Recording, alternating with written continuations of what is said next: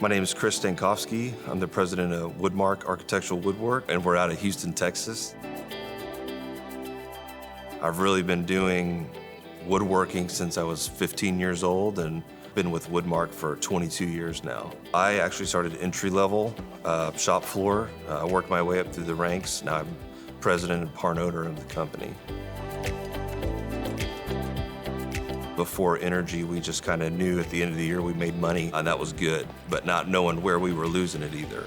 Early on, it was all manageable by Excel spreadsheets. Information management was a nightmare. There wasn't one space where all the information was, so people were constantly coming looking for information, whereas INNERGY has basically everything you need in one spot. This gave you on a job-by-job basis, or even a work order basis, because you got to track via materials to that work order, labor hours to that work order, where we never had that visibility before.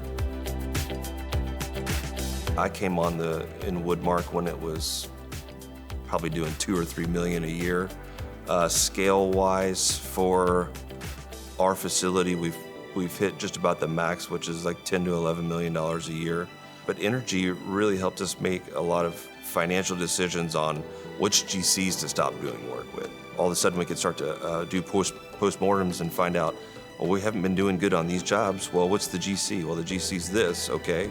Well, now we have multiple jobs with the same GC that we're not doing well on. So as far as just make more educated decisions with the information that we've got. Well, once we get the final, the footwork in for INNERGY, it's a scalable thing. Whether we choose to go open up a new location somewhere else, we already have the groundwork, the foundation laid for setting up a new facility to be able to open up that second location and have everything ready just to implement right off the bat.